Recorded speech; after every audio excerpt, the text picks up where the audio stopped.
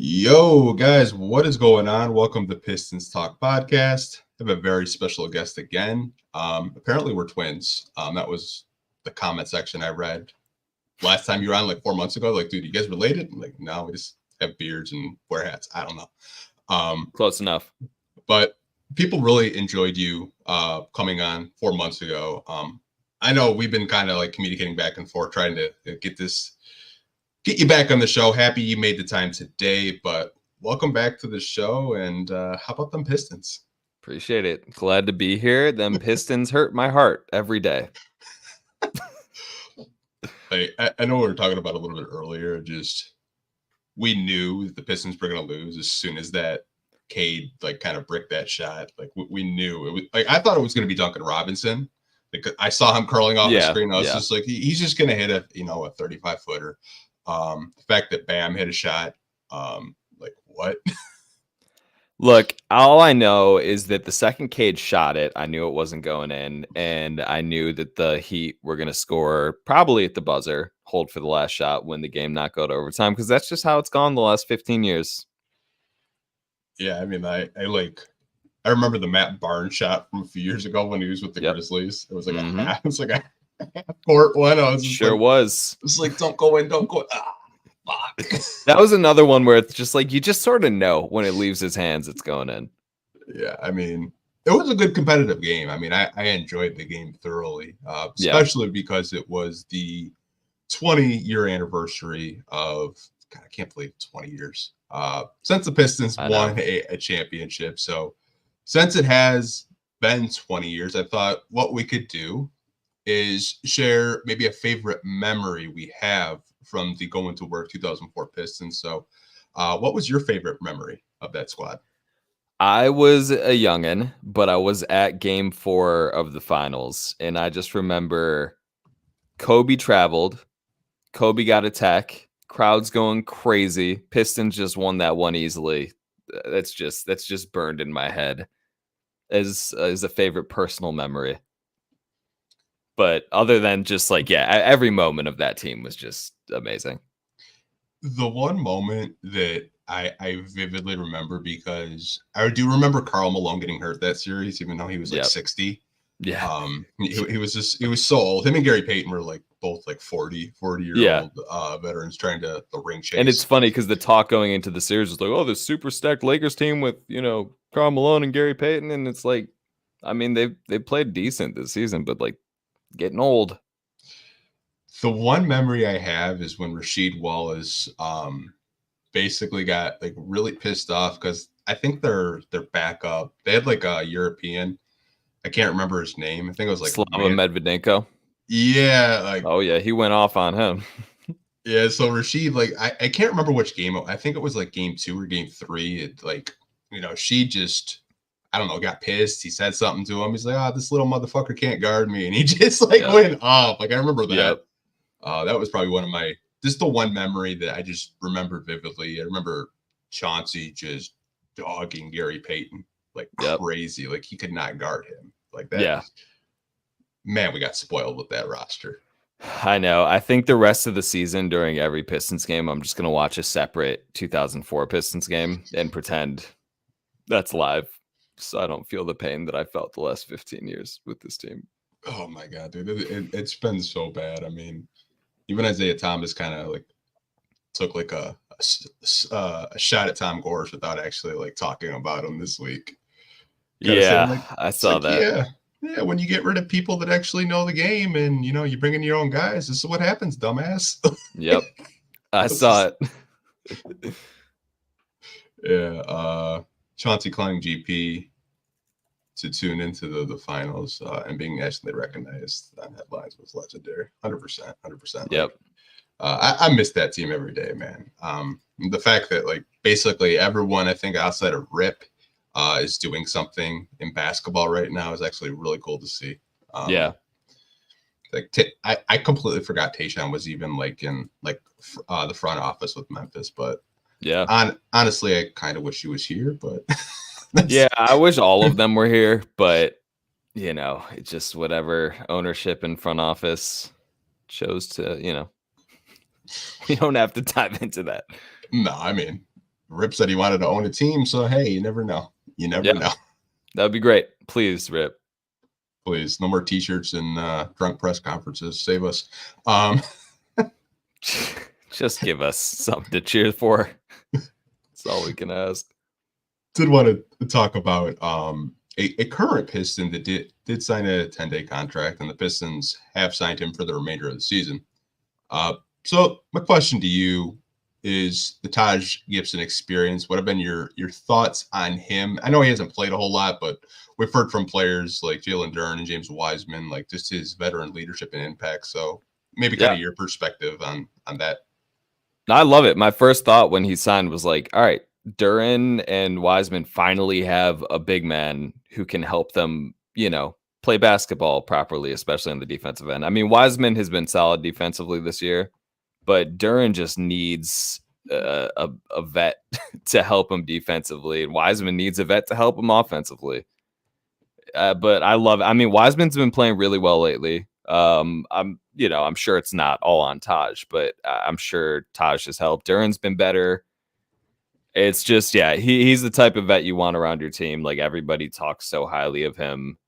It'll be interesting next year if he stays around, if he retires, if he sort of moves into the coaching staff or what happens there. But it can never hurt around a young team like this to have a vet like Taj. Oh, I 100% agree. It's kind of funny because the Pistons have a, quote unquote big man coach. I think it's Mark Bryant, who Monty brought with him from Phoenix. And like, obviously he's supposed to, help the bigs. And I think he's done wonders for Jalen Duren, Isaiah Stewart, even Marvin Bagley this year was really good. Like, probably the first year I actually saw Marvin Bagley actually play defense. And I was like, okay, maybe there's something there. I think Taj is just mentorship, particularly with James Wiseman. I think I saw it right away because James Wiseman wasn't second guessing himself. I think a lot of the time this year when he did get to play was he wasn't really sure whether he should set a pick, whether he should just score or whatnot. I think he's kind of given him that confidence to just play his game. Personally, I think you've kind of seen that. To your point, defensively, like he's been. I don't even want to get into those conversations because I know how Pistons fans are, but like he's kind of been better than Jalen Duren defensively. Defensively, lately. I think he has been all year. Defensively, honestly, I don't know if that's a hot take, but I know that the Wiseman discourse is weird all around on both sides. Yeah, like I see the pit, like the OGs of Pistons Twitter. Anything James Wiseman, I know it's going to be negative. Sure, like, even if he has a good game. Right. But then you have the Warriors / the Wiseman, like Wiseman Muse, Wiseman Stands accounts where they will run through a brick wall for this guy. And I love that.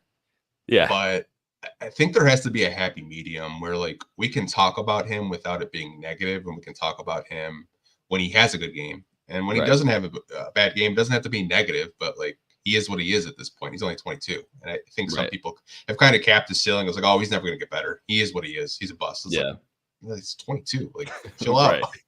Yeah. I mean, don't get me wrong. It's like, it is funny because it's like earlier in the year I would tweet, or not earlier in the year, but like mid-season, I'd be like, Muscala needs to be playing right now. Like, stretch the floor, especially when Asar was coming off the bench. And then you get attacks from the Wiseman stands about that. But then you're like, all right, like, I remember I tweeted at one point, I'm like, Wiseman's probably been the best or second best big man defender on the Pistons. And then you get attacked from the other side.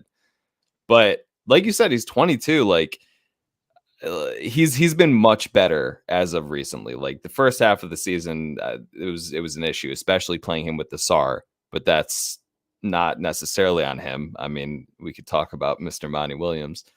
But yeah, I don't know. I think there's definitely a happy medium. Wiseman's been getting better the last few weeks to a month or two, but yeah. Yeah, I mean, thank God for Taj. I'd honestly love to see him if he does want to retire to be part of the coaching staff, whether that's just like a consultant, like kind of like how John Beeline was, or maybe you replace Mark Bryant as the big man's coach, because Taj Gibson in a week literally like unlocked James Wiseman, and it kind of tells you like Pistons fans are right. You needed a veteran presence. You need a veteran big. Like, I don't know why I mention this guy all the time, but like when the Pistons traded for Anthony Tolliver, you immediately saw the veteran presence and impact like that. Why Taj Gibson's had that same type of effect, even though he hasn't played. Yeah. You've kind of just seen like I never saw the bench actually celebrate when we had a 3-pointer. You got like Troy Brown Jr. who doesn't play, gets DNPs for Stanley Amude now, and Taj Gibson. Like they're just like bench mobbing over there and having a good time. Yeah, I mean, it's also frustrating, like, because Taj has been great, and it's like we've just been begging for like a small move like this to bring like a solid vet presence in, like him, specifically a big. And it's like you said, like you already see the results in a week or two with Wiseman. Yeah, and again, Wiseman was trending up before that, but like it seems like since Taj got here, it's just like completely unlocked his confidence. Yeah, it's kind of like amplified it to a point where you're like, if you would have got a big in the beginning of the year, maybe they don't have 12 wins. Maybe they're, closer to 20 wins. Maybe they don't go on a 28-game losing streak because you actually have a vet that's vetting. Nothing against Burks or Bojan, but to me, I don't really think their voice in that locker room was really, heard like Taj's voice has been. Right. I don't know. It's weird. Some vets have that, leadership quality where they can, talk and they'll listen. Bojan and Burks, from what it sounds like with Knicks fans, they can't stand those guys. I mean, it's what Pistons fans couldn't stand Burks for half the season, and then the other half, they're like, "Oh, he can't miss. This is kind of fun. Let's get a first-round pick for him." But it is funny, yeah. We were talking about that earlier, but like just how that trade has turned out for both teams so far. Yeah, obviously it's like Burks and Bojan could really help with the playoff push for the Knicks, but we'll see. Yeah, we'll see. We'll see. I think the Knicks will still, go deep in the playoffs. But yeah, I mean they've been hurt too. Yeah. Yeah, happy for Taj. Nick legend, Pistons legend. Honestly, seeing him in a Pistons jersey looks more natural than a Knicks jersey. I don't know why. Yeah, even a Bulls jersey, he looks better. In a Knicks jersey, it just looks for odd. Sure. Right. Yeah, it's like AI in a Pistons jersey just does not look right. Yeah. Yeah. No. Apparently they still sell them at LCA, which is wild to me. But I mean, that's why they made the trade in the first place. Yeah. It's New Jersey be selling for another 15 years. Literally, because it's just a name. No, we were talking about a little bit about James Wiseman and Taj Gibson, the coaching him up. Obviously, he's a free agent this summer. Yep. So my question to you is, would you bring James Wiseman back on his qualifying offer? The qualifying offer is what you said, 15 million? 15.8, so almost 16. I would say yes, and here's why. Like we were talking about, the improvements definitely there. He's 22. You have a lot of money, and there's not a lot of meaningful free agents out there. It depends on the trade market. You can always rescind the qualifying offer if like something comes up that makes sense. But if there's really no better option or like a similar option, I say yes. I'd like, obviously if you are going to bring it back, ideally it'd be for a longer term, lower money deal.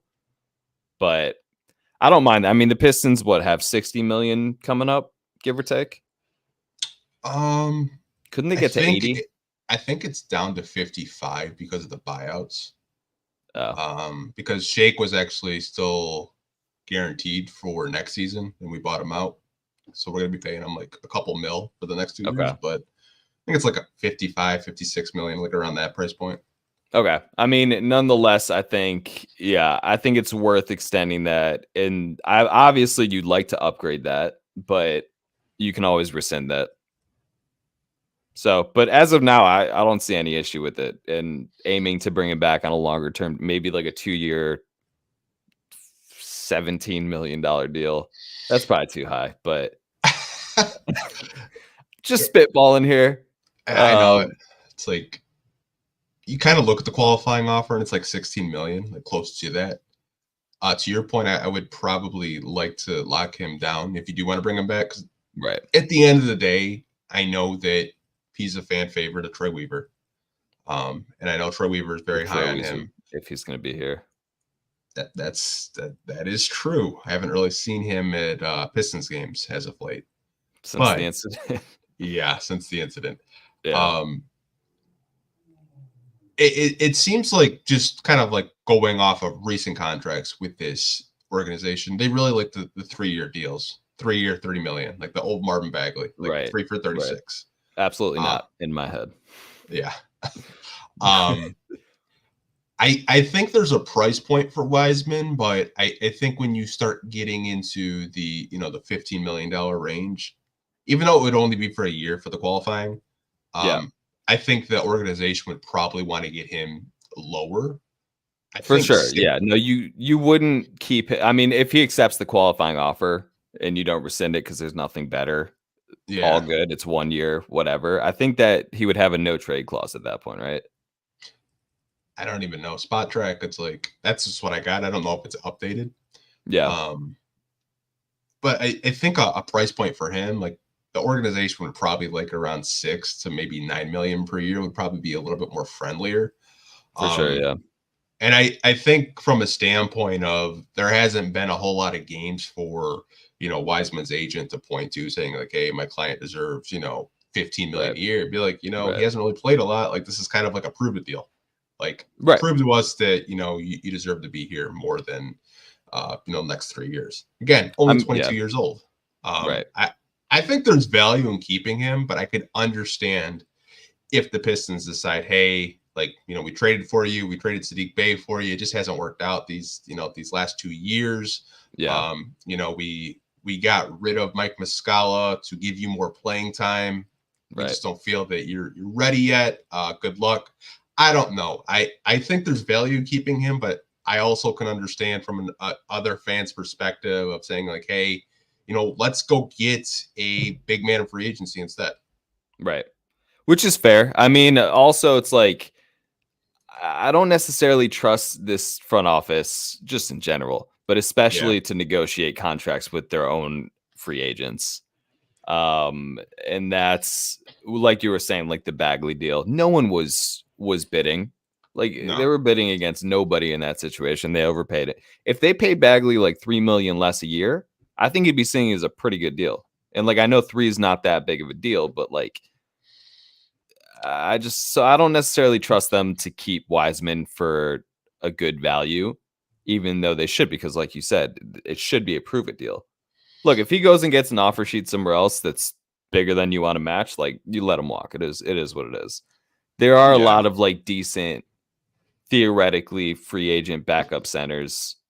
I bet they'll make a push at Andre Drummond. It's funny you say that because I actually have a list of like free agent centers. I could put it on the screen real quick. And you did mention Andre Drummond. Yeah. And I feel like that's a name that I would monitor. And I know some fans probably don't want to hear that. I think he's a name that the organization is familiar with. And also worth noting, Tom Gores is a huge fan of Andre Drummond. Big fan of Andre Drummond. I'd love JaVale McGee. That's just me. Just kind of like that vet's presence. But I don't know at 36 years old what he has left in the tank. I mean, JaVale might play the Taj Gibson role if he was, brought in. Yeah, I mean, you look at some of these are like the top names. I mean, I feel like Hartenstein is probably a name that I would keep an eye on. He's had such a big role with the Knicks this year. And he's a good rim protector. You could probably get him on the cheap where you're not like really too worried about overpaying him. And the Knicks are kind of like in cap space hell. We'll keep helping them out. Yeah. Every summer I'm done. Would Nick Claxton be a name you look at? Because I know he's probably the best center out there. And I know the center position, we think it's Jalen Duren's spot. But I mean, if he doesn't start locking in defensively, I think you kind of have to entertain like players like a Nick Claxton. I probably wouldn't this summer look at Claxton. I mean, I think he's going to make too much money to justify, conceivably the backup center spot. But yeah, I mean, like you said, like I think I would argue that Jalen Duren's defensive growth is more valuable than Cade taking another step. Yeah. To this team. Because I mean, Cade is proven. I mean, we don't have to talk about today, But in general, Cade has proven that like he is that guy and he can carry the team. He's been on fire since the All-Star break, since he got back from injury. But I think, the Pistons need an anchor because that allows you. I mean, Stu has been. That's probably partially why Stu has been starting too. And Duran's young as hell. Like he's got plenty of time, but like him taking that next step defensively is the biggest thing, in my opinion, that the Pistons need to take another step. I know we mentioned Drummond, and I'm sure you were watching games when Drummond was in his second year. Yeah. I think when you look, a lot of Pistons fans, when they look at Duran, and I love Jalen Duran, by the way, they try to come out with these Dwight Howard comps. And I don't even think it's a fair comp. Sure. To be honest with you, because like Dwight Howard was blocking the hell out of shots. Defensively, not a comp. No. I think from a build standpoint, like, body types, absolutely, I could see where Pistons fans are coming from. But the reason why I mentioned Drummond is, before Drummond had his back, like he had a back injury, I think his like second year in the league. Yeah. I mean, he was almost blocking a shot and a half a game. Right. Like he was a legitimate rim protector. I don't know. I feel like Duran's capable of taking the next step because I've seen it on the offensive end this year. Like from his rookie year to his sophomore year, I think he's gotten a lot better around the rim. His free throw, like you look at his percentage, has gone way up. It's almost up to 80% since the All-Star break. He's been a beast. Dude, he's been awesome. He's been amazing. It's just on the defensive end of the floor, I don't know if he's just going to be a guy where, he can get you your 14 and 12 a night and maybe block a shot a game. I'd like him to be more of a rim protector. And I know it's really early in his career. He's only 20 years old. Right. Who's to say he can't take that next step? But usually when guys are in their second year, you start to see a little bit of flashes. I just really haven't seen those flashes probably since his rookie year when he was coming off the bench blocking everything. I wonder if the ankles have had anything to do with it. Like if he's staying grounded more defensively because of that, because he keeps landing on people and hurting his ankles. Just a thought. I don't know. I mean, that's an issue, but just that could be part of it. 100%. I think, he's had ankle braces on since he's come back on both ankles. Yep.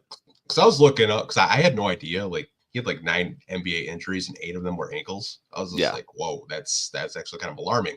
That's why every time it happens, I'm like, can someone please put ankle braces on him and everybody else on the team?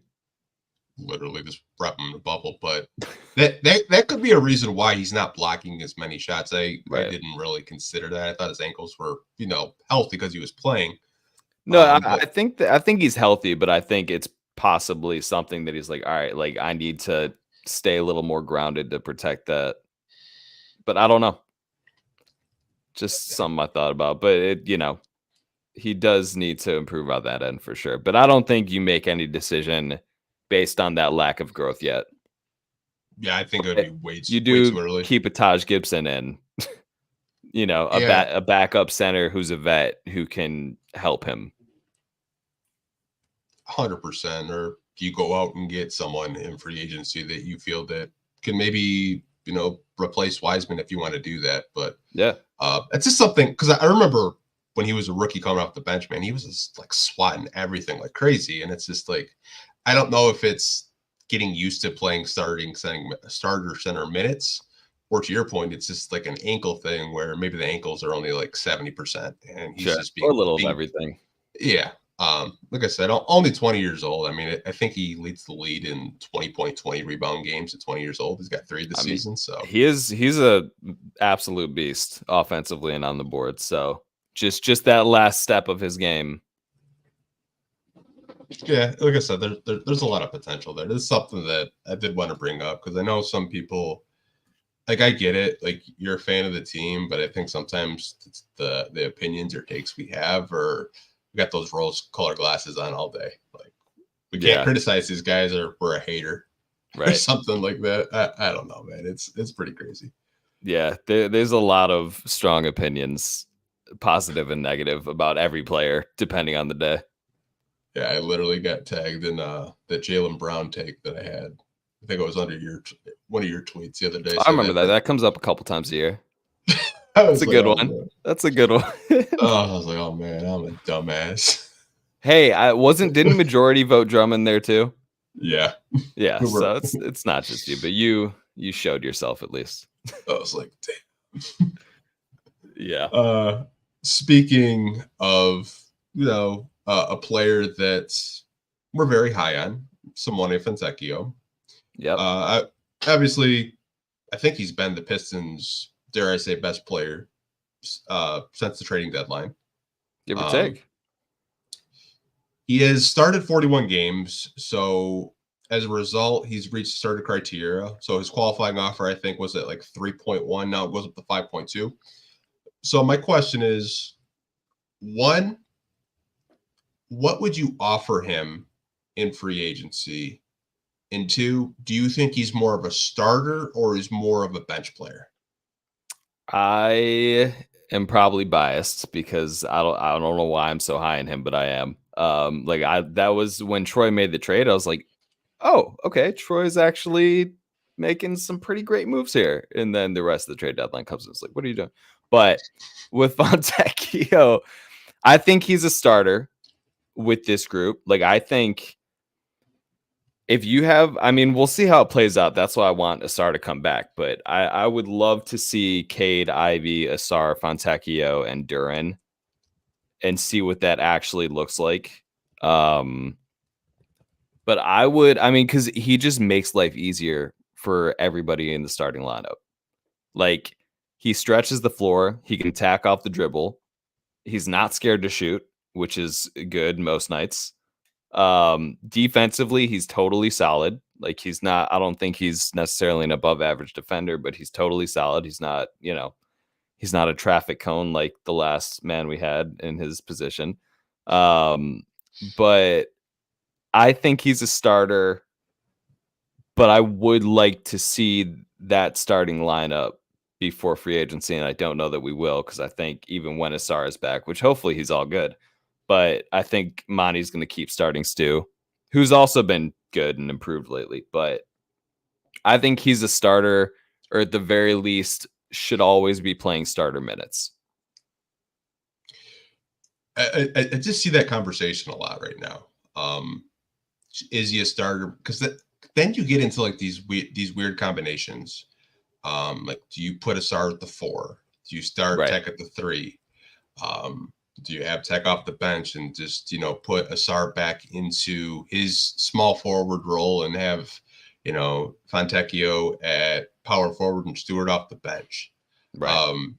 I personally don't know. I think he should be a starter just for spacing purposes. Yep. And to your point, he can score at all 3 levels. And I think that's something that, like, Pistons don't really have a whole lot of. And nope, sure don't. Arguably, he's like the second option right now next to Cade. Like, Cade looks for him a lot. Yeah. Like, it's insane. Like, this guy was barely getting any playing time in Utah, and he's our second best player right now. Right. Yeah, I would. So as far as the money goes, I guess I wouldn't mind paying him that like Jeremy Grant deal, the $20 million a year. And I know people are probably going to say that's high, but for what he gives you, like you said, spacing, solid defense. He also moves the ball well. I think there was a moment today he was like pretty open, gave it to Amude, hits the 3, but like pretty unselfish, but not scared to shoot it. I just think he's super versatile, and you can play him in pretty much any lineup, and he helps every single group. So I wouldn't mind giving him the $20 million a year deal. I definitely would want to lock him down long term. Yeah, even if you were, I know people are going to think that's high. You know what? I think with the way NBA money is nowadays, I don't really think that's too high. Look at a guy like Duncan Robinson. Yeah. He's on a huge deal.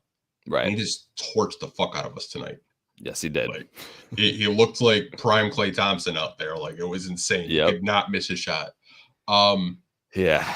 I don't even think the Pistons even think about the qualifying offer. To your point, I think they try to lock him down multiple years. I think, 3 for $60 would be a steal. I mean, you have to remember, like, that's what they gave Bojan 2 for 41. Right. And I think we can agree that I think Fontecchio is a better player than Bojan right now.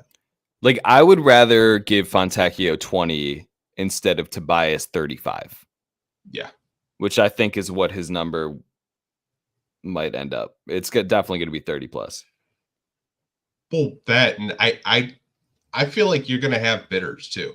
Like, who's to say someone doesn't try to, steal Fontecchio from the Pistons because they see what a type of player he is. I mean, he was pretty coveted at the deadline. Like, the Pistons weren't rumored for. I think it was the Celtics and a couple other teams that were rumored to try and grab him, and then Pistons swung out of nowhere. Yeah, I think they are going to give him a good amount of money, and I'm not mad at 20, even though it might be a little high to some people. I think it's a little high when you talk about just like when trying to get a free agent, but you also have to remember, like, Pistons aren't really in a position where they can get that, team discount yet. Right. They're still a young rebuilding team. Like, I doubt Fontecchio is going to take less to stay here. If a team that maybe it's like a bubble playoff team or a playoff team's offering him 20 million, he's probably going to take the 20 million with the playoff team. Sure. I think if you've heard the Pistons, just try to lock him down as long as you can because he's only 28 years old. Right. I think he's young enough to where he can grow with the young core that you currently have. So I don't really think you're too far off with the 20 million. Yeah. I think 3 for 60, honestly, if you're not in love with any free agents and you just kind of want to retain him, I think it would be a good deal.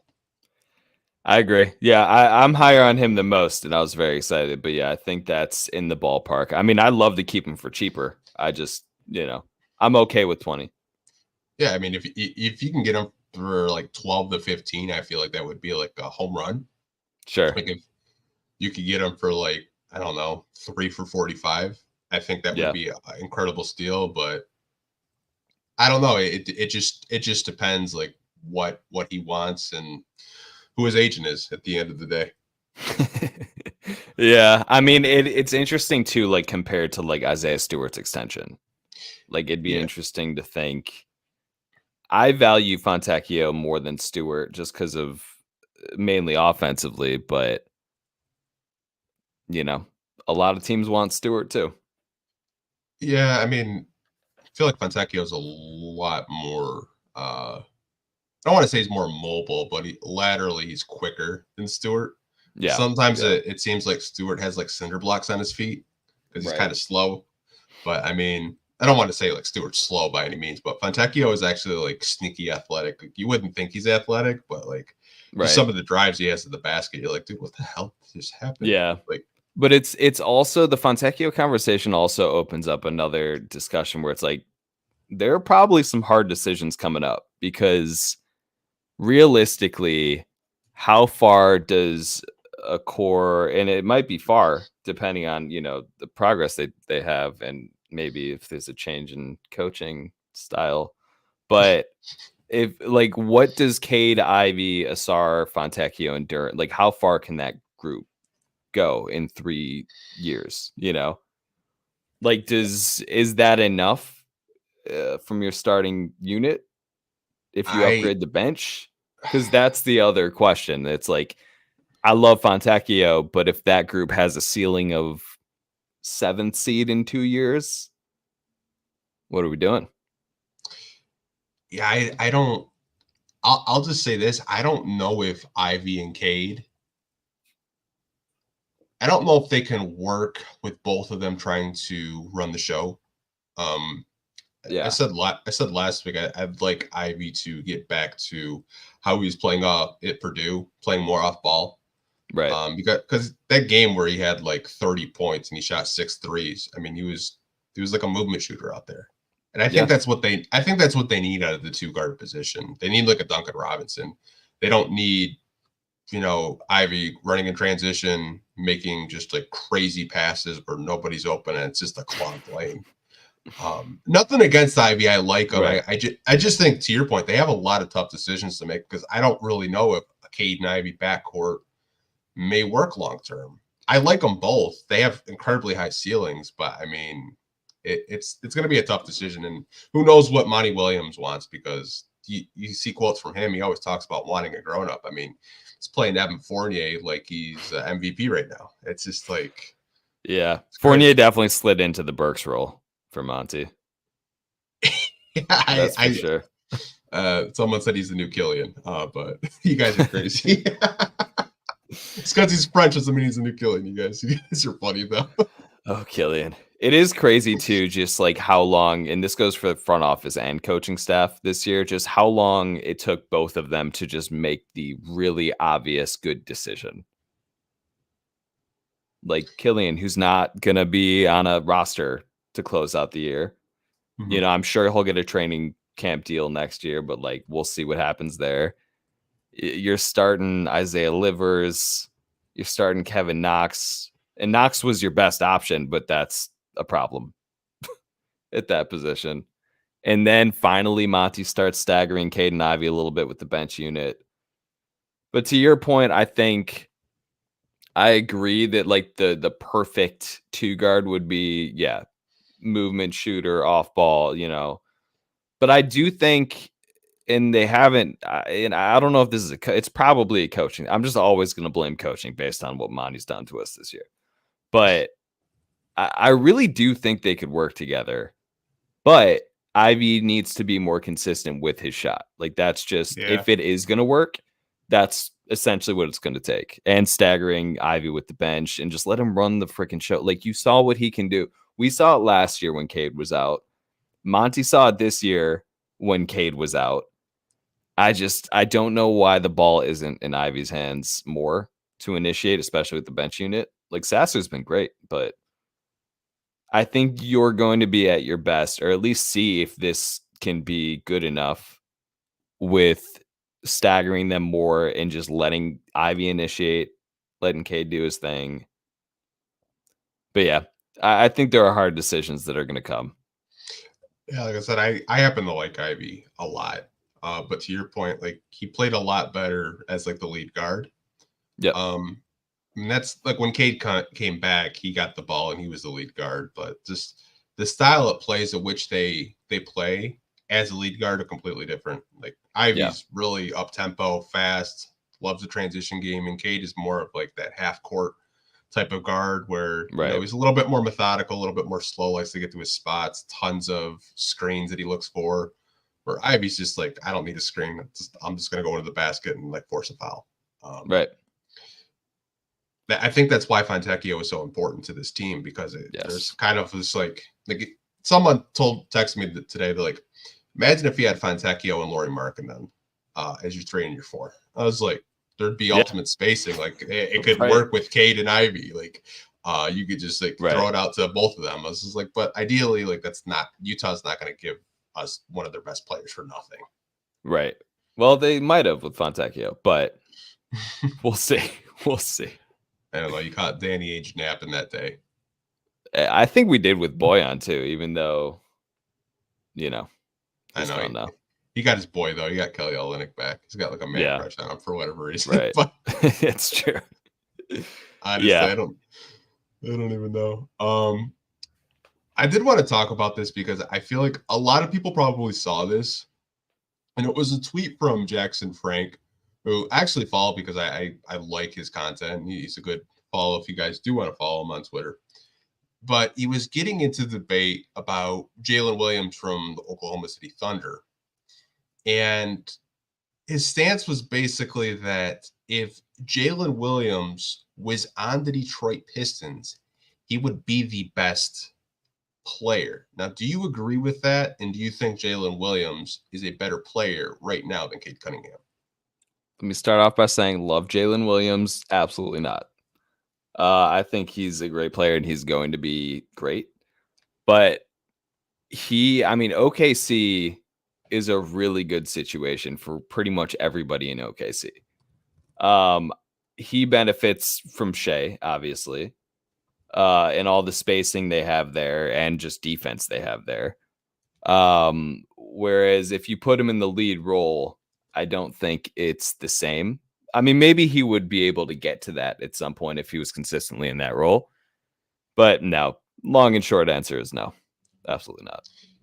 Yeah, I saw the tweet. I want to see if I can pull it up because he just didn't say Detroit. Right, Like right. he had mentioned like 9 teams. He said he'd be better in Houston, he'd be better in Orlando, Brooklyn, just to name a few. Like I'm all about 3-and-D wings. I really am. Yeah, But to your point, like playing with SGA and playing in OKC, which at Holmgren and all those guys, I yeah, think you look like you're a top 20 player. Just use his quote because of the players around you. I don't think if he was in Detroit next to Cade Cunningham, he would be in those conversations. And I think he would struggle to get a shot a hell of a lot more here in Detroit because we like playing two bigs like it's 1995. sure do. Like We love it. I don't I get hope it, we do man. it forever. Eventually, the game will revert back to how it was played.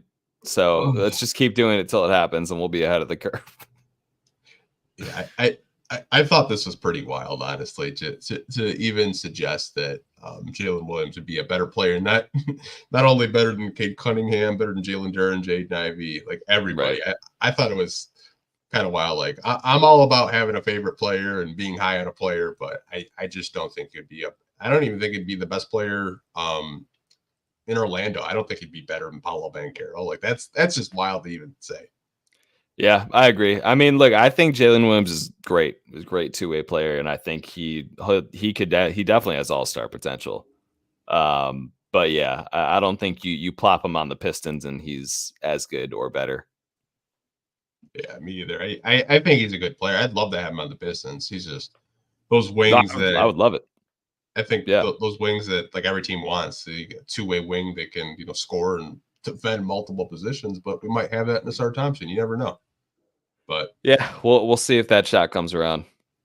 we'll see. Hopefully he's better. I don't know. Apparently he has asthma now, and he didn't have it Yeah. at the beginning of the year. It's just Right. I don't know. This medical staff is wild sometimes. I don't know. I wish we could just lock Arnie and Mike in Detroit. Just lock them at LCA. Don't let them leave today from the ceremony. I mean, shout out to Arnie. He's like head of I think head of the medical staff for the Magic. Yeah. So that's why apparently the Magic haven't had any injuries this year. So shout out to them. But must be nice. Right? It's crazy.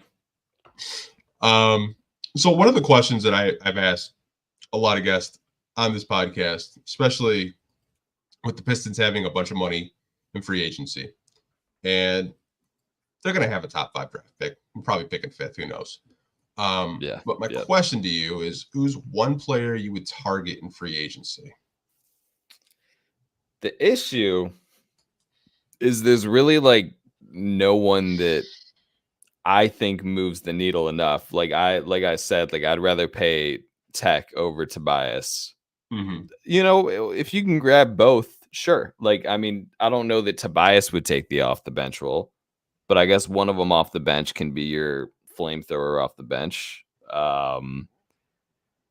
So Tobias, I do like him still. I mean, Gary Trent Jr., I've been asking the Pistons to target in trades for a while. I think he would definitely help the bench unit.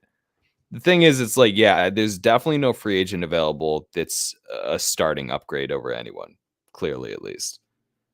Which is why, having a bunch of money in this free agent class isn't ideal, but hopefully they're able to swing some trades. It's just bring a new front office in. Just do it. Just please. I mean, I don't know if Troy tried to save his job at the deadline, because I know this is completely off topic, but I would think if he was on his way out, he probably wouldn't have made any moves. But I actually disagree. Okay. Just based on Tom Gore's statements, like during the losing streak, was it after like the 25th or 27th game? When he was like, look, no, these guys are like him and Monty, like they're running it. Like Troy knows that if the team isn't better, I'll be disappointed this summer. But yeah, these are the guys. So I think I took that as Troy was going to have this trade deadline, and then if it doesn't improve things, then maybe there's a conversation. Granted, I don't trust any change to actually come, front office or coaching staff, but I think that at least based on what Tom said to the limited press, I think he at least had this trade deadline to sort of expedite his process. Yeah, I mean, last year I think was like really disappointing for a lot of fans because you lost your number one pick, but you only won 17 games under Dwayne Casey. Yeah.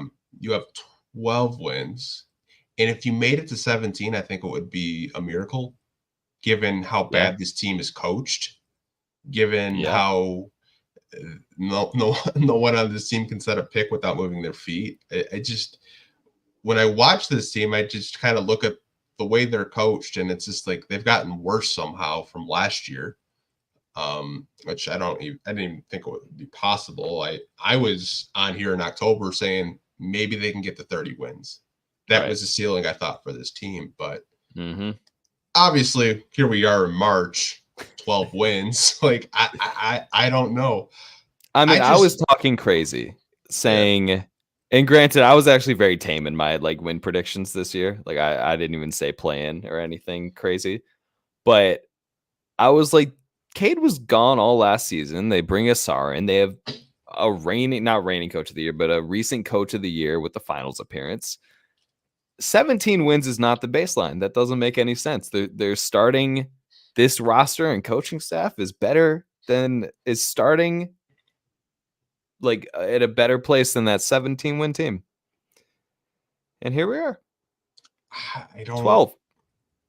The only thing I could say is I felt like Casey was more of an offensive minded coach and Monty's more defensive, which I think kind of aligns with Troy, because Troy always talks about defense and Monty's all about defense. Maybe I'm wrong in that, but I thought Casey was the better offensive coach, even though, you know, given what Casey had, I think he had like 22, 23, and then 17. Right. I think if you won 23 right now, Pistons fans would actually be ecstatic. Yeah. And the bar's low too. Like, I was having a conversation. Someone's like, how did Van Gundy win 32 games his first year with less talent? Right. And we're sitting here with 12. I just don't know, man. Like, that's why it's so frustrating. It's like we've had worse teams, worse coaches, or so we thought. And all of a sudden, we're the worst team in franchise history, essentially. Yeah, it's pretty crazy just when you look at it, but it goes back to like what I was saying, where it's like Troy waited too long to do anything to put a competent roster together, and it took Monty forever to start doing anything to help any of his players. Yeah, I mean, he had to have an organizational meeting. Yeah, about starting Ivy. Yeah, which again, we talked about it last time. This was before he started starting, I think. Where it's like I didn't mind Ivy coming off the bench. I minded how much he played off the bench. I was like, it makes sense. I understand bringing him off the bench, but playing him 30 plus a night. That's not what happened. And then we got Killian 30 plus a night and yada, yada, yada. It's just. Yeah, it's kind of mind boggling, and kind of circling back to like my comment earlier, even though you disagreed with it. The reason why I thought, Troy was going to stay is kind of his comments after, basically saying like, I'm the man for this job. I'm not, basically, maybe I'm wrong with this, but told me I'm not going anywhere. Like, this owner doesn't even pay attention half the time. Like, he wasn't at the ceremony today, which I kind of found wild.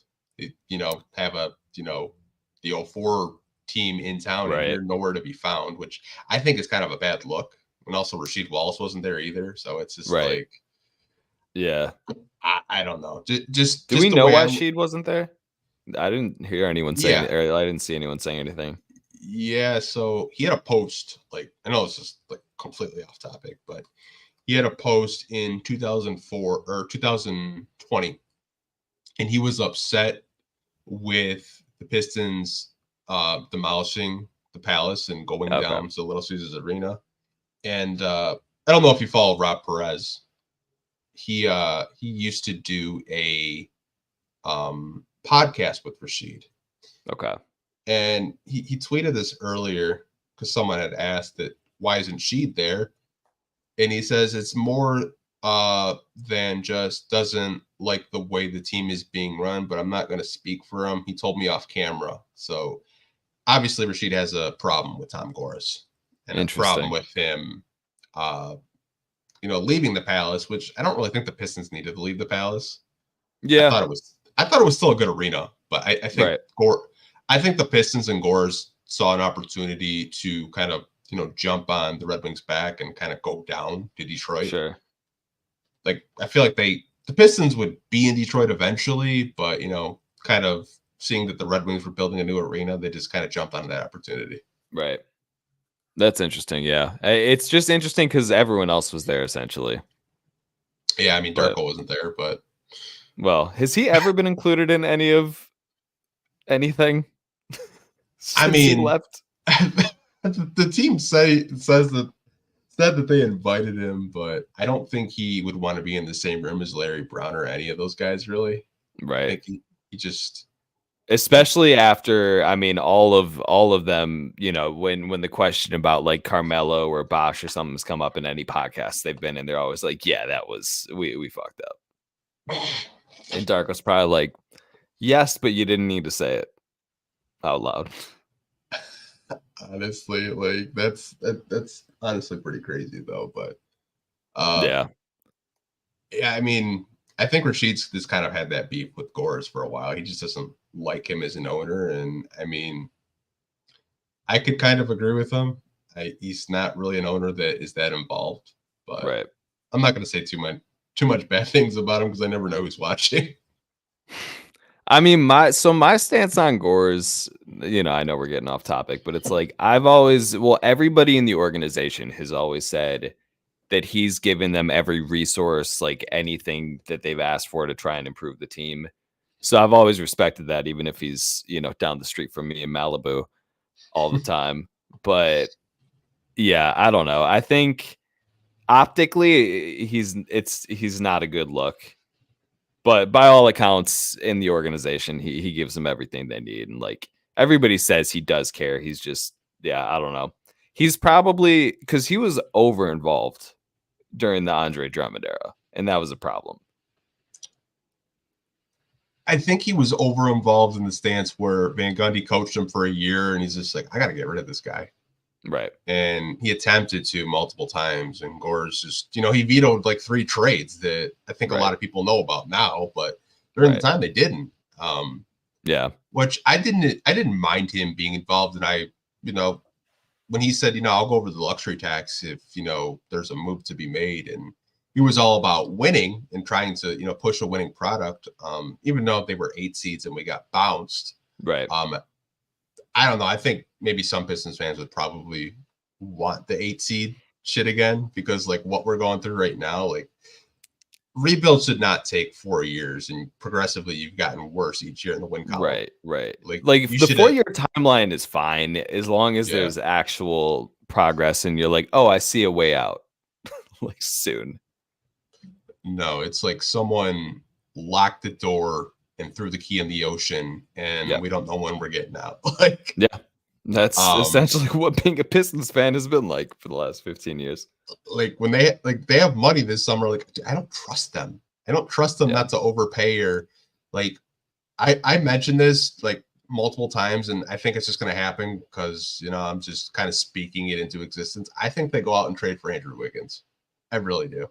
Just I don't see a need. I mean, they have money. Why not? I guess I would like my issue with a lot of moves that I think they might try and make this year or this summer is like yes, you can upgrade the starting lineup. Like you can put Tobias in there. He's an upgrade, but he's not enough of an upgrade to make an actual difference, in my opinion. You got to stack those upgrades together, like taking a big swing on it. I know I keep mentioning him, but he's the big name, the big name who's been linked. But yeah, like Wiggins is the same thing. Like he's probably an upgrade over Asar right now, marginally. I don't know that he's an upgrade next year, next year Asar. So I don't know. I just I don't trust the front office, and That's on Gores. It's like he's got to get them out of there. And, there's all the too many cooks in the kitchen conversations, but I'm not in tune enough with insider information to know what's really going on. But oh man, I'll have to tell you off camera some of the stuff that I'm not gonna name the guest who it was, but they were on recently, and they told me like a bunch of trades that were on the table this deadline. And one of the trades that he told me, I was just like, "You got to be kidding me! Are you serious?" Oh boy! All right, but I gotta hear those. Yeah, for sure. It's funny because like Tobias to me, I think they're putting all their eggs in one basket with Tobias. Right. But I know the organization has a bunch of, messy stuff with Rob Murphy and stuff like that. But like, right. I'm not 100% sure they would say no to Miles Bridges. And I feel like that's a free agent. I know that they've been high on. Apparently, they were going to give him an offer sheet before all the off the court stuff happened. Yeah. They were going to give him a big one. Yeah, it's insane. It's just like to answer your question, Red Baron. I don't know. I really don't know. I mean, he's a Michigan State alum. There are some people in the front office that are Michigan State alum. I think he would probably get the Josh Jackson treatment, which is you're going to live across the street from me. That's what Troy Weaver did with Josh Jackson when he was here. Right. It's like, there's a house across the street from me. You're going to live in it. I'm going to keep an eye on you. I think that's probably what would happen if you wanted to go get Bridges. But, I mean, if you go down that road, you kind of just look desperate. Yeah.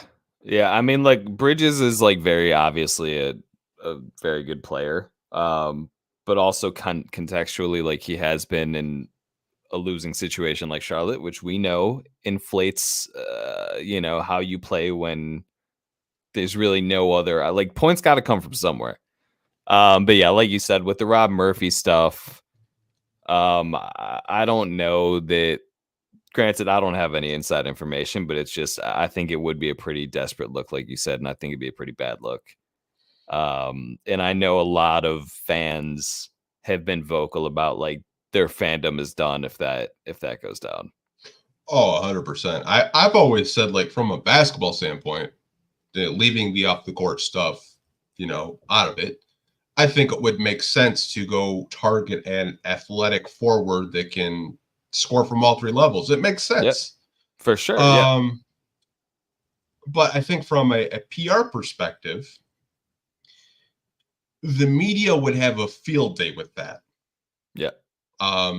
Given that we're in Detroit, I don't even think the media has really, even gotten word about the Rob Murphy situation. Like, you'd never see Woj tweet about it yet. They've really done a good job of sweeping that under the radar. Yeah, for sure. I mean, like I said, it's kind of wild though. But like I said, I like Bridges as the basketball player. I just know that if he were to get signed here, I think it would just be a lot of distractions, and I think a lot of activists. Right. I mean, I've gotten like weird DMs about people from the New York Times wanting me to sign a petition for Tom Gores to sell the team because they found out about his telecommuting company with prisons. Yep. Like, I could only imagine the type of messages I would get about if Bridges came here.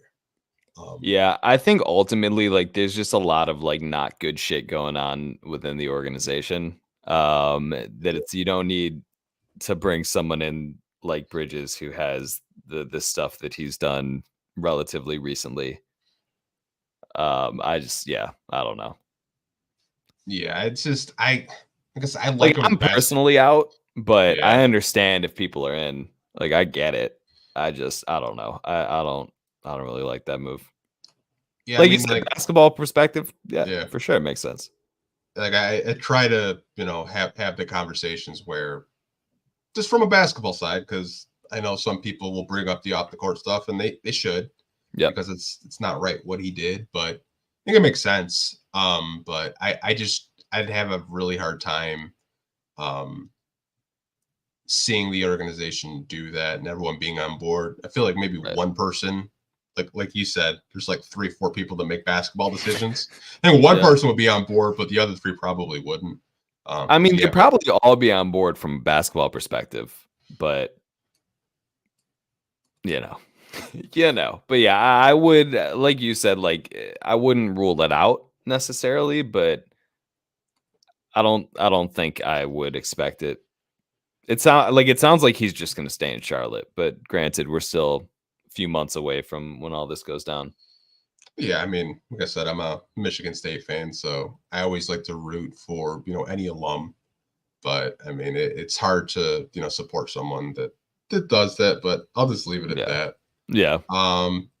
This is a good question. I know we talked about Cade Cunningham at the top of the podcast.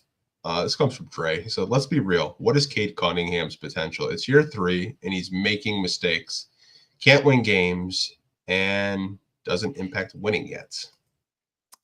I would argue that it's essentially year 2, but your point is still very valid. It's kind of crazy. Like his first year in the clutch, like he was one of like the top players in crunch time, like across the NBA, and like he had it.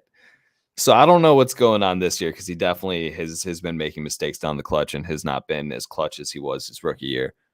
I don't think his potential changes based on that this year. I think there's a lot that has impacted that. Granted, I'm sure most of it's on him, if not half or a lot of it or whatever you want to allocate to that. But you got to think about the whole year, the spacing, the different lineups. It sort of goes back to the Ivy point too, where it's like they've sort of been thrown into this like, what are we supposed to do together situation? Like, all right, like, are you supposed to initiate this possession? Like, or is that like, I feel like there's a lot of like undefined roles, but I mean, no, Cade's been, I think, fantastic the last few weeks. He's been fantastic most of the year. I know a lot of people, especially when he was out, were like, well, Ivy is probably the guy now. But I think Cade's potential is still as high as it was when he was drafted. But the crunch time stuff this year has definitely been a concern. Yeah, I think when we talk about his potential, I think a lot of people get caught up in that. They get caught up in what he could be, the comps coming out of college. People were comping him to Luka Doncic because they were, similar, 6'6" point forwards that could score at all 3 levels. Mm-hmm. I don't think Cade Cunningham is a Luka Doncic type player, but I think they have similar skill sets. Yep. To your point, yeah, it's year 3. He missed all last season. Right. To me, I think this is more of year 2. I think this is not to make excuses, but this is his second year in the NBA actually playing meaningful NBA games. He played 12 games last year. I don't really count that. And you could tell if you watched in his second season, there was a lot of discomfort in that leg. He wasn't hitting his shots. He barely had any lift. This year, I've seen probably more dunks in year 3 than I saw in year 1 and year 2 combined. Yeah. I think his knee at times it feels good, but there are also days where it doesn't feel good. And that's when you see him icing it, rubbing it. Who knows if he's 100% healthy? I think this time of year, everybody has some type of ailment. I mean, it's the end of the season. It's March. You're like 67, 68 games in. And yeah, he's going to make mistakes. And to your point, yeah, the spacing at the beginning of the year was atrocious. Having Killian Hayes out there next to Cade as his backcourt mate, I thought was atrocious. Mm-hmm. It was just, I don't really get it. I get it from a defensive standpoint, but if you can't score the ball, it's terrible spacing. It's almost like Greg Monroe, Josh Smith, Andre Drummond type spacing. Who won more games, by the way, than this team? Yeah. And they were a 2K cheat code. But I think that you can have a conversation about Cade and what his potential might be. I think he can be your lead guard and give you 23, 7 and 7 a night. But until this team actually puts a legitimate roster around him and legitimate NBA players, it's really hard to evaluate what he could possibly be in the NBA. I think like my sort of counter argument to being worried about any potential is like, look at what he did do starting next to Killian and Isaiah Livers and Kevin Knox. And, recently starting next to Asar and Stu, who defensively, great duo. Offensively, terrible spacing, even though Stu's been better recently. I think he's done so much with just terrible spacing. And like up until the deadline, or really up until the Muscala trade, they really lacked in the NBA player department. Him and Gallinari started being like, oh, you could have spacing on your NBA team. Oh my God, look what happens. They start winning some games because they have bigs who could stretch the floor. And then the deadline comes. Troy did a decent job of bringing in more NBA players, which is all we've been begging for all season. I think that hopefully they do a better job this summer, whoever's in charge, hopefully not the current people. But hopefully you're able to surround him so that every moment he's on the floor, he has spacing and a lob threat. And if you can give him that, I think you're going to see his efficiency go up even more. I think he'll be better in crunch time. Because, like, look at how much he gets blitzed this year. And I know, like, the best players do, and they deal with it and get better. But it's like, just imagine he has better spacing around him. You can't blitz that. Like, you can't triple team him when he has 4 shooters on the floor, 3 shooters. But, yeah, I'm not worried. But I understand why it's like, all right, like, crunch time Cade has not really been here most of the year. So yeah, that's a little concern. Like, I think people were more upset with today, just, shooting it with 9 seconds left and not running down the clock. I mean, I believe they had a timeout. Monty Williams, I swear, sometimes I think he just stands there and doesn't coach. Like every time Bailey does such a funny job of zooming in on his face during games. And dude, he looks absolutely clueless out there like 90% of the time. He's just enjoying his courtside seat that he can get up and move around at. Oh my God. He's just enjoying the time. I swear, some of the stuff that it just you see out there, just like, wow, that's a $13 million coach. Yeah, I mean, I will say Cade's mistake today felt like a rookie mistake, but yeah, Monty's lack of timeouts and challenges and just when he does challenge something, that it's not going to get overturned. That's the funniest part. It's just like, what are you doing? Every time he challenges, I'm like, this is what you're challenging? Like, you let the other stuff go by, but like this is what you're challenging. Okay, noted. Oh man. I don't know if we talked about this guy last time we were on. It was Brandon Ingram. So Ryan asked, is Brandon Ingram a pipe dream at this point? Absolutely. Would love him on the Pistons. One, I think it was this past summer, there was all the drama with Zion and Ingram and the Pelicans, like might be willing to move one of them. I was so far in on the Ingram train. It's crazy. But I mean, they're playing really well this year. I think. So now we start to shift attention to the teams who are going to be in the playoffs and underachieve. Yeah. And if that happens, like let's say the Pelicans get swept in the first round or something, then they might have a conversation about, okay, like, do we have too many wings with Jones and Murphy and Ingram? And granted, you can never have too many wings, but maybe they need to cash in on something else. But I think he's probably a pipe dream. But if they were to go after him, you're looking at Ivy for sure. I think Ivy's probably the guy who would be the centerpiece of any trade where the Pistons are getting someone like Ingram back or Markkanen, who's probably never going to move from Utah. But I think that's sort of, yeah. But I've been heavy on the Herb Jones train too. Trey Murphy, but I think they're higher on Murphy. Yeah. Just give me one of the Pelicans wings and I'm happy. It's funny. So I pulled up the at the playoff start of the day. They got to verse the Clippers in the first round. And Clips have been hot. If Kawhi and PG are healthy, that could definitely be a first round exit. Yeah. I think a lot of people love Trey Murphy, but to your point, I think the Pelicans are extremely high on Trey Murphy. To answer Ryan's question, I mean, Brandon Ingram is a free agent in 2025 next year, so he's only under contract for one more year. If the negotiations don't happen with the Pelicans and he doesn't get another max with the Pelicans, to your point, I think Ivy and or possibly Asar would probably be on the table. Like if you really want to go out and get Brandon Ingram, you're probably throwing in Ivy, Asar, and maybe that 2028 first round pick, because your pick will be free by then. Because right. Am I crazy to think that first round pick protections with the Isaiah Stewart trade will never convert? No, you're not crazy to think that, which is a bummer for us who want to be in the playoffs in the next few years.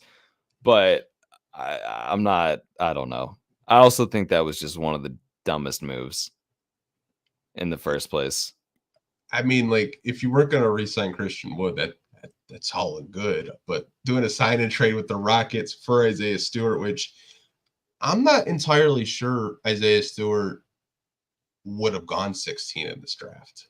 I think a lot of people were pretty low on him. Like, he was a first-round talent, but I always thought he would be like a first round, like in the 20s, not like the teens.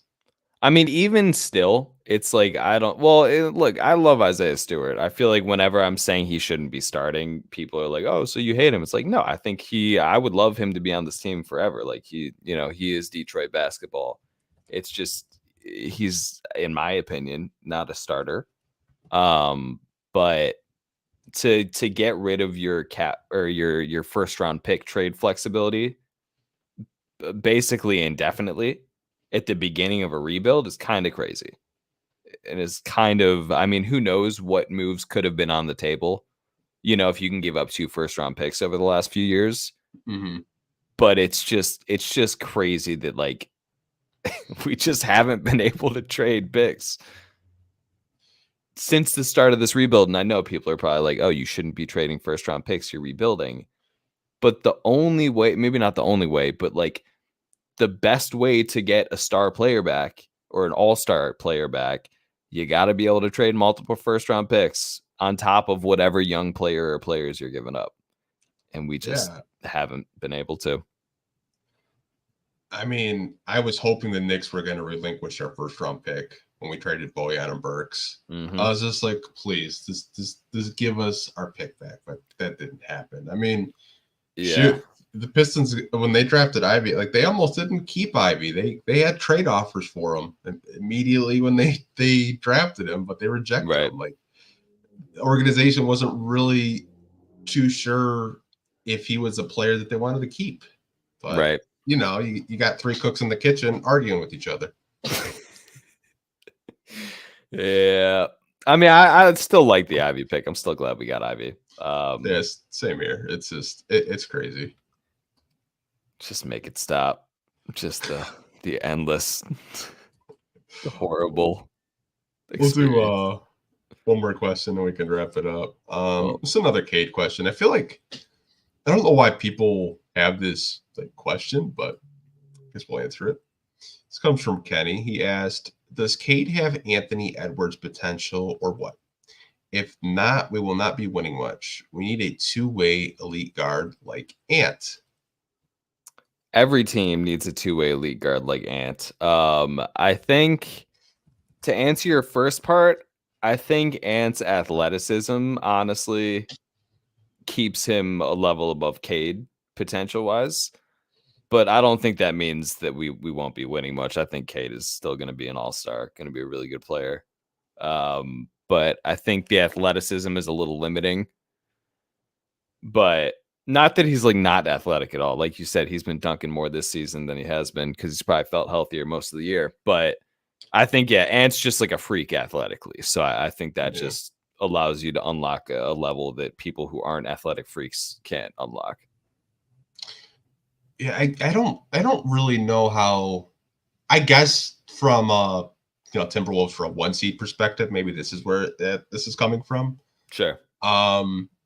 But I think if you were to compare the two, to your point, Anthony Edwards is an athletic freak. It seems like every other week I'm seeing a highlight of him just putting someone on a poster. the amount of bounce that guy has is insane. I don't think Anthony Edwards and Cade, you could have those conversations about potential. I think Cade is a player that you can build around. I think he's a player that's kind of easy to build around. And I know that might come off, you're like, how is he easy to build around? The Pistons have 12 wins. Well, the roster management and the team construction is absolute dog shit. He's easy to build around, and they didn't even try. No. You need 3-and-D wings. You need perimeter shooters around Cade. You need a lob threat. And those really aren't that hard to get. Like, they're really not. Like, you got Fontecchio for a second-round pick that's going to be in the 30s this year. I don't really think that's too crazy given the player he is. Yeah. You get a lob threat. Like, Cade Cunningham, I love playing with Marvin Bagley when they first got traded. He was throwing them lobs left and right. You give him a lob threat, easy buckets, easy assist.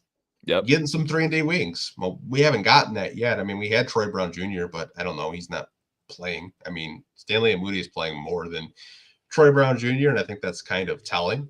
Yeah. Maybe he doesn't practice that hard. I don't know. But he's on the bench celebrating, so maybe he's just one of those vets that's just, helping people out. Yeah. I think when you look at the roster construction, it's just been piss poor. But I think Cade's potential is an all-star. I think at the very least he's an all-star type player. I think he could easily average, I always say 23, 7, and 7. I think that's his floor. I think if you need him to average 30 points a game, he could. Yeah. He very well could. I mean, I'm very high on Cade Cunningham. I know some Pistons fans aren't because we haven't won a whole lot with him yet. But I think once you actually get NBA players around him, I think the sky's the limit for this team. But so far we have a front office and a GM that decides that he wants to sign Kevin Knox for a second year in a row. Hey, Kevin Knox has been a legendary trade asset. I know, got his James Wiseman and Fontecchio. Can't wait to see what he gets us this year, next year. But to finish up what I was saying, I think that once you get more competent NBA players, more veterans, more adults in the room, as Monty Williams always says, I think you'll see a team that can be built around Cade Cunningham. We just have an organization that thinks it's hard to build around him. Starting a guard that can't shoot a 3-point shot as a shooting guard next to him makes a whole lot of sense. It doesn't, but yeah, top to bottom, there's a lot of issues, but Cade is not one of them. No, Cade is not the issue. I think it's the organization, and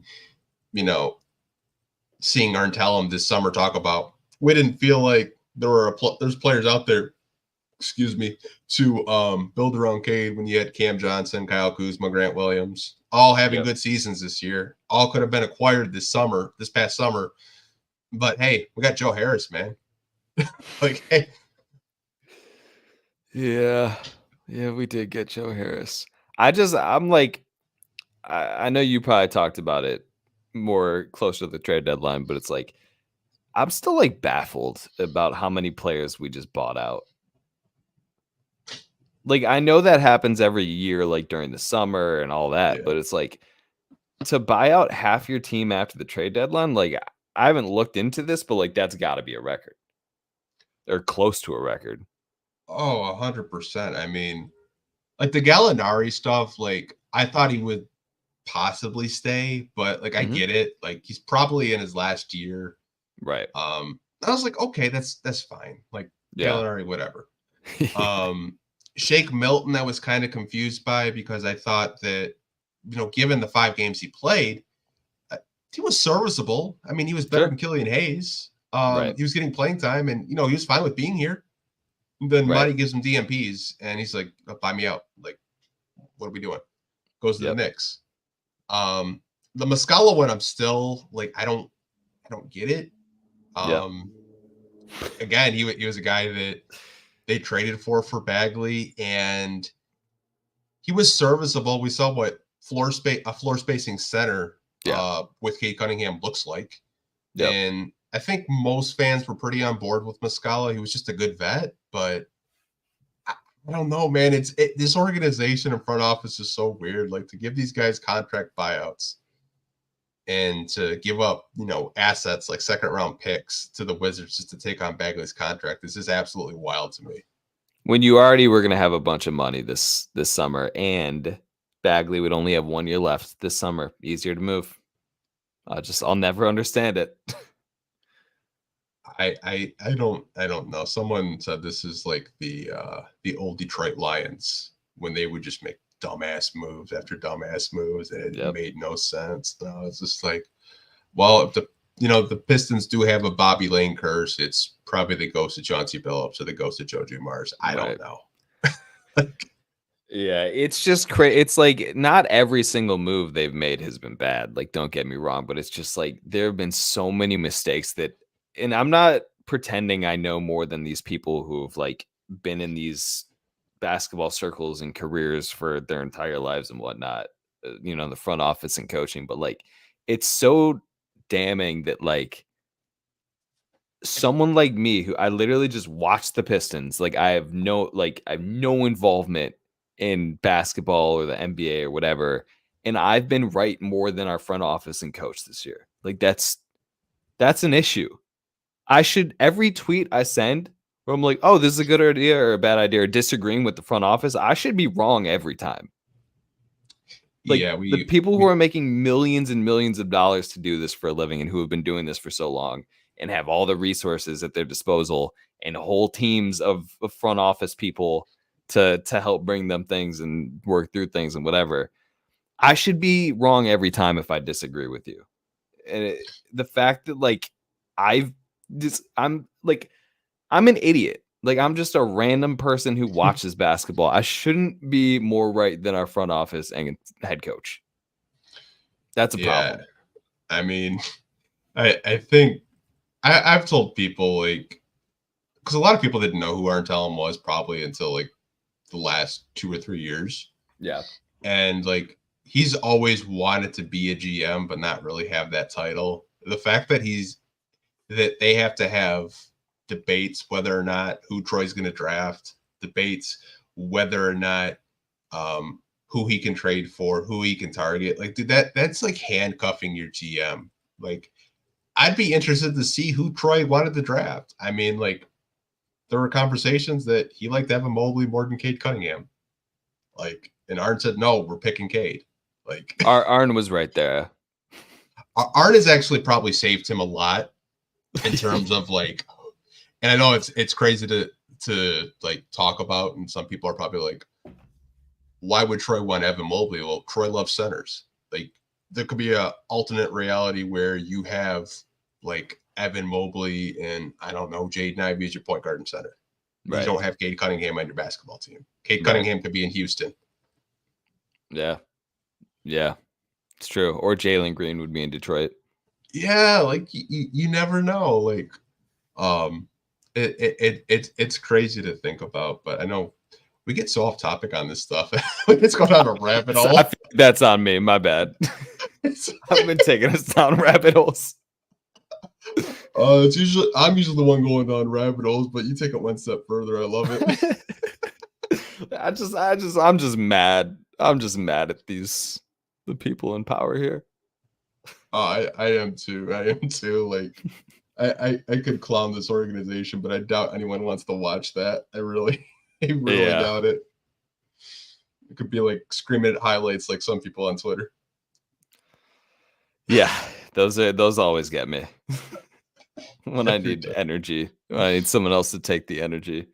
I know it's hard being positive 100% of the time, but I do enjoy you coming on, talking hoops with me. I do always enjoy it, but I want to give you the chance to plug your Twitter, plug anything you're working on. I don't know if you're getting back into the podcast game or just can't. I have so much respect for you and Q and everybody else who keeps up with the podcast. I just like, once they give me something nice to talk about, I'll start it back up. But until then, I'm just find me on Twitter at Pistons Thoughts. I see Marty's suggestion to do a show where you look over every draft pick, trade, free agent signing. It'd be good for a laugh. I'm just saying I want to be here for that if you do it. Because I have a long like note doc on my phone because I've been planning an episode like that for 5 years and I haven't done it yet. But I just have a long list of things. But you know what? I might do that in the summer when I have more free time because maybe we'll do like since Troy's taken the front office, we'll go over every front office move he's ever made. I'm in. I will send you a link and we can go over it because it'll probably take me just a week to go through every trade, every Kyrie Thomas trade that he made. Yep. I thought Kyrie was going to be better than he was. Not going to lie. Never got to play. Marty, honestly, like that's actually inspired me to do it because I looked at every trade we remove and kind of was like, oh, this is how we got here. Because there's a lot of players you traded for that got bought out that could be contributing right now, which is wild to think about. But but I've had that doc in my phone. It's you could steal this title, but the wait, what is it? Hold on, I got it. It's a good title. Hold on, you can keep talking and finish your thought because I just totally interrupted you. It's all good. No, it's pretty crazy. I mean, I think we just got done paying Dwayne Dedmon, who I think just recently stopped playing in the NBA, which is kind of wild to think about. Yeah, someone said Bruce Brown. Yeah, the Bruce Brown trade is wild. Like, got off to a good start. Troy walked in and was like, "Let me do something that's going to piss off the fan base and probably be a bad move." I mean, Zam Musa's an MVP over in Europe, but hey. Misery Lane of Pain. That was the title. Something like that. That's right. That's pretty good. Thank you. Been sitting on it for years. Call it the laughing stock. Yeah, I mean, someone call it the. No, we're not calling it the. No, you guys are wild, but I do appreciate you coming on. I think I put the link to your Twitter for people that are watching. They want to follow you on Twitter. Highly recommend you do. He's probably the most positive Piston fan out there, and I don't understand why. Some of that's been zapped from me this year, but I'll bring it back when I can. I mean, like I'm scrolling the timeline and be like Duncan, be like, oh, if Jordan's miserable, then we're all fucked. It's true. But yeah, I appreciate you having me on again. It's always fun. For sure, man. We'll see you guys next week. Hope you guys are having a great weekend. And don't drink too much on St. Paddy's Day. Oh, it is St. Paddy's Day. Yeah. Forgot about that. Did you really? No, I didn't. The amount of drunk texts I've gotten today have been legendary. But see you guys next week.